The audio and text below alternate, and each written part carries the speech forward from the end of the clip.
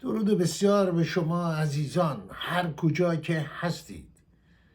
درود به همه ایرانیانی که در تلاش هستند میهن، وطن، سرزمین خودشون از این اشغال بیرون بیارن و خودشون ملت ایران حاکم بشه بر سرنوشت خودش و نسل‌های آینده نیز این چنین. درود به این همبستگی ملی و تاریخی، این همبستگی بی سابقه که واقعا در تاریخ ایران بی سابقه است. بی سابقه است.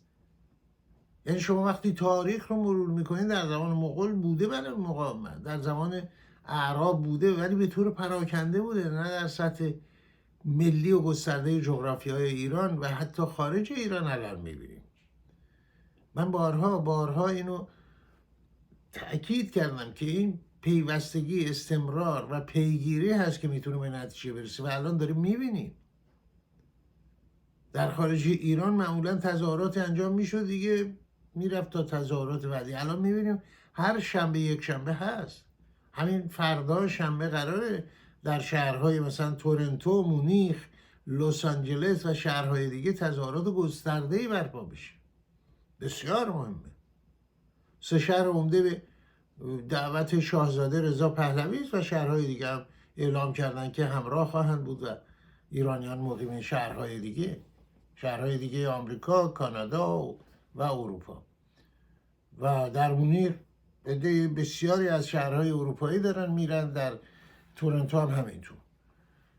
به هر حال و الان میبینیم که ایران در کانون موضوعات منطقه است، خاورمیانه هست و محور اصلی مذاکرات نتانیاهو بوده، نخست وزیر اسرائیل بوده با ترامپ رئیس جمهوری آمریکا. ببینید این بارها گفتن، در این باره بسیار صحبت شده که ایران کشور مهمی است از نظر به اصطلاح ژئوپلیتیک، یا بخوایم بگیم مثلا از نظر جغرافیایی که هست و جغرافیایی که زایش داره یک امر مهمی رو در عرصه سیاسی، یعنی در عرصه سیاسی مرتبطه و این جغرافیا یک نقش سیاسی مهمی رو محول میکنه، به وجود میاره و صاحب این جغرافیا که مردم ایران هستن یا این جغرافیا صاحب یک نقش مهم سیاسی میشه. به همین دلیله که ایران سوریه نیست که اگر در 12 سال دیگه هم جنگ داخلیش ادامه پیدا می‌کنه زیاد شاه ترکشاش به جای دیگه نمیخورد. ایران یک کشوریه که دوستان عزیز خود شما میدونین این نکته رو، هر اتفاق مهم و با اهمیت چه منفی چه مثبت شعاعاش و عرض کنم خدمت و امواجی رو به وجود میاره. شعاع و امواج این اتفاق میتونه دامنگیر کشورهای منطقه عرصه بین المللی بشه. حالا این اتفاق و این رویداد منفی هم باشه، همینه، مثل انقلاب منحوس 57. خب میبینید ترکشاش به همین آمریکا هم رسید، به کشورهای منطقه‌ای که قبلا رسید. 11 سپتامبر 2001 چه بود؟ همونش که در آخونده در تهران ولایتی تئوریزش کرده، میگه بیداری اسلامی. این تروریسمی که اروپا رو گرفتار کرد، آمریکا رو گرفتار کرد، کشورهای منطقه رو گرفتار کرد بعد از انقلاب اسلامی است. همه اینا متوجه شدن که بله این اسلام سیاسی که جمهوری اسلامی رو به قدرت رسوند یا آخونده رو به قدرت رسوند، چرا ما رو به قدرت نرسونه؟ راه افتادن، شمشیر به دست و بوم به کمر و اینها راه افتادن. بنابراین این امواج پدید اومده که بعد از سال 1357 پدید اومد، همه ناشی از اینه. بود بله قبلا بود، نه اینکه نبودن. اخوان المسلمین در مصر بود ولی هیچ وقت به همچون قدرتی نرسیده بودن. اما به اصطلاح در خود ایران هم اون از اون اسدآبادی بگیرید تا بقیه صحبت اینو میکردن ولی به قدرت نرسیده بودن چون اثراتی نداشتن. همون سید جمال الدین اسدآبادی و بقیه. این اولین باره که آخوندها بر مسند قدرت میشن. نوع حکومتشون هم در تاریخ اسلام سابقه نداره. بالاخره اونجا یه خلیفه‌ای بود و یه سنت‌های قبیله‌ای بود و هر چی که بود. اینا در یک کشور مثل ایران، کشور ایران گفتم یک همچین اهمیتی داره، یک همچین اهمیتی داره و الان این اهمیت محور مذاکرات نخست وزیر اسرائیل و آمریکا در واقع بر حول همین مسئله بوده، مسئله حکومت ایران بوده. کسانی مانند روبیو به روشنی نمیدونن که اونایی که در ایران دارن حکومت میکنن ارتباطی به مردم ایران ندارن، فاصله عمیقی بین مردم ایران هست و این حکومت. خود ما ایرانی ها، من همون سالهای اولیه بعد انقلاب که ایران بودم میشنیدم راجع به آخونده مردم میگن اینا یعنی سوم شخص جمع. آمدن در اینجا نشستن نتانیاهو و همراهان با ترامپ بیش از 3 ساعت مذاکرات با اطرافیان. خلاصه این مذاکرات من بگم تا اونجایی که به بیرون درس پیدا کرده، نتانیاهو بر این موضوع به واقع تأکید کرد و موضوع درستی است که آقا با تناب اینا نباید تو شاه برید. مذاکره راه حل مسئله نیست. اینا هدفشون از مذاکره خریدن وقته. باید یک اقدام جدی کرد. این حکومت تا زمانی که هست مشکل ساز خواهد بود. خب این راهی که شما میخواید برید قبلا مگه نرفتن؟ باید به یک اقدام جدی و ادامه همون جنگ 12 روزه. این موضوع پذیرفته نشده از طرف ترامپ، یا دست کم در ظاهر چنین مطرح شده که پذیرفته نشد و همچنان به دیپلماسی ما وقت میدیم و با حکومت ایران که با اصطلاح ایرانی ها به کار میبرن، اینا ایرانی بودنشون بسیار مورد تردید، اعمال و کردارشون نشون میده که بدتر از دشمنان ایران عمل کردن، بدتر از اشغالگران پیشین عمل کردن. به هر حال ما میشینیم مذاکره میکنیم و الان نشونهای مثبتی هم اشاره شده که در این چیزا دیده شدیم که این نشونهای مثبت کجا دیده شده؟ جای دیده نشده. جمهوری اسلامی میگه آقا برنامه اتمی ما قابل مذاکره نیست، موشکی ما قابل مذاکره نیست. نیابتی ها هم که دیگه اصلا حالا نیستن، ضعیف شدن، هر چی که هستن.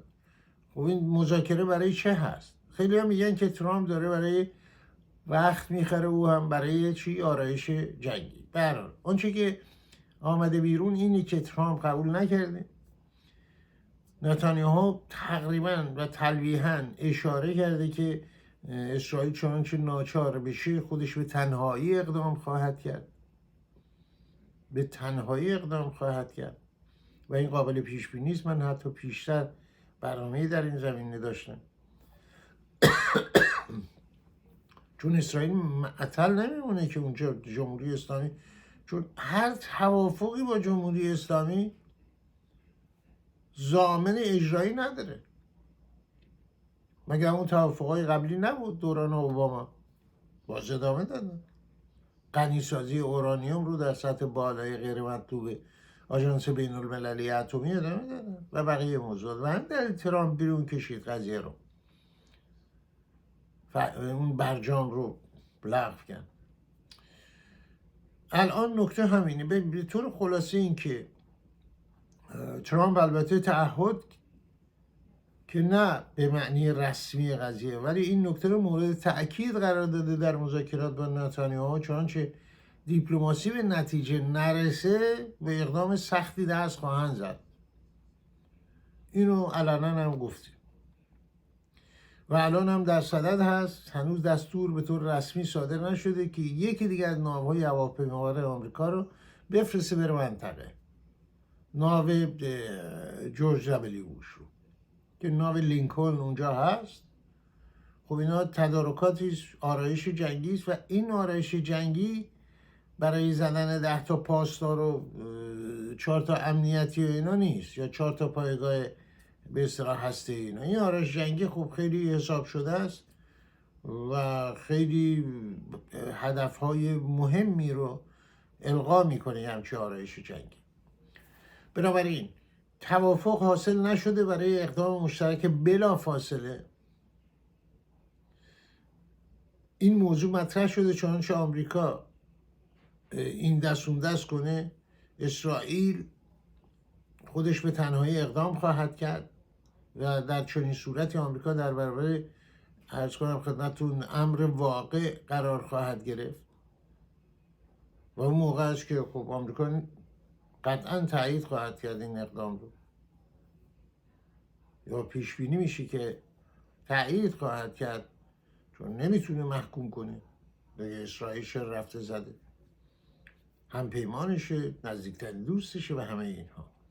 و من بعید میدونم حتی اگر ظاهراً اسرائیل به طور مجزا جدای از آمریکا اقدام کنه، این رو قبلش به آمریکایی‌ها اطلاع نداده باشه.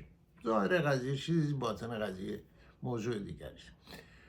و نکته‌ای که در اینجا در مذاکرات نتانیاهو با ترامپ و بقیه مسئولان بلندپایه آمریکایی مورد بحث قرار گرفت، این عدم قابل اطمینان بودن جمهوری اسلامی هست.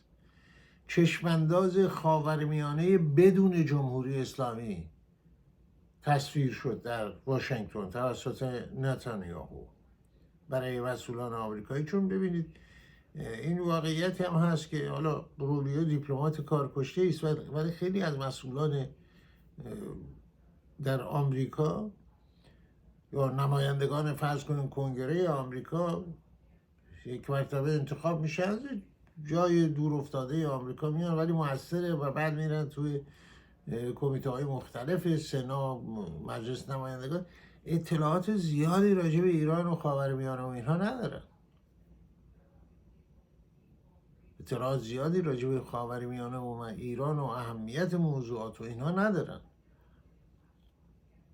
اینی که وقتی من میگم که مثلا کسی مانند نتانیاهو یا دیگه مسئولان دیگه اسرائیلی توضیح میدن، شرح میدن، روشن میکنن، به این دلیله که دونسته بشه آقا ایران یکی از کشورهای مهم هست در اون بخش از آسیا و چنانچه این حکومت از میون برداشته بشه امنیت برقرار خواهد شد. سرمایه گذاری در اون منطقه، نه فقط در ایران و اسرائیل یا جای دیگه، و در کل منطقه، میشه از جنوب خلیج فارس پل زد از طریق ایران به آسیای میانه، میشه یک قدرت بزرگ اقتصادی پدید آورد، نوپا که بتونه ستونی باشه در برابر توسعه طلبی اقتصادی چین. همه اینا بحث شده، همه اینا در حاشیه دیدار ترامپ و نتانیاهو مورد بحث قرار گرفته. بنابراین به طور فشرده من بخوام خدمتتون بگم، به نظر میرسه دور آینده مذاکرات آخرین دور خواهد بود بین هیئت آمریکایی و جمهوری اسلامی، و اسرائیل هم تا حد زیادی به اصطلاح تحمل کرده و بیش از اون حد، همونطور که نتانیاهو هم اشاره کرد به یک نحوی، احتمال اینکه به تنهایی وارد عمل بشه و با اطلاع آمریکا بسیار زیاده. ولی شق دیگه یا موضوع سوم این که بعیده که آمریکا بعد از شکست دور دوم مذاکرات، که مذاکراتی نیست در واقع، جواب تهران باید باشه، جمهوری اسلامی که بعد ما پذیرفتیم همه اون چیزایی که آقای ترامپ شما دارید میگین ما اطاعت میکنیم و اجرا خواهیم کرد، که اینو نخواهد بود. بنابراین باید منتظر اقدام سخت آمریکا و جمهوری و اسرائیل علیه جمهوری اسلامی بود. این منظر کلیش که بعد از مذاکرات رهبران اسرائیل و آمریکا در واشنگتن دیده میشه و در رسانه ها به نحوی مطرح است. چون ترامپ این هوشمندی رو داره که اون راه رفته‌ای که به برجام ختم شد، اگر قرار دوباره به یک چیزی شبیه همون برجام دست پیدا کنم، باز اونم مدتی طولانی باید این راه رو بره، که میگم بعیده. چیزی که گفته و خواستن در واقع 3 موردی است که جمهوری اسلامی هم به هیچ وجه حاضر به پذیرش اون نیست یا دست کم اعلام کرده که نخواهد پذیرفت. بنابراین دور دوم مذاکرات به این شکل اون هم قابل پیش بینی است که به جایی نخواهد رسید. باید منتظر رویدادهای تازه‌ای باشیم در همراهی با مردم ایران، هرچند که مردم ایران در یک همبستگی ملی تاریخی و بی سابقه تأکید کردن با آمریکا، با اسرائیل، بدون همراهی اونا در هر دو صورت در پی اون هستن، می جنگیم، می میریم، ایران رو پس می گیریم. همراهی انجام بشه بسیار سریعتر و بی کشتارتر خواهد بود، اما نشه به هر حال ایرانیان کشور خودشون رو پس خواهند گرفت. گفتم بارها گفتم پیگیری درخواستشون بسیار مؤثر بوده، درخواست هر ملتی، درخواست ایرانیان که بسیار بسیار تظاهرات و تجمعات فردا شنبه در شهرهای مختلف اروپا و آمریکا نشانه دیگری هست بر این خواست جانانه مردم ایران برای پس گرفتن وطن خودش، میهن خویش که خواهد رسید، پس گرفتن ایرانی که هرگز نخواهد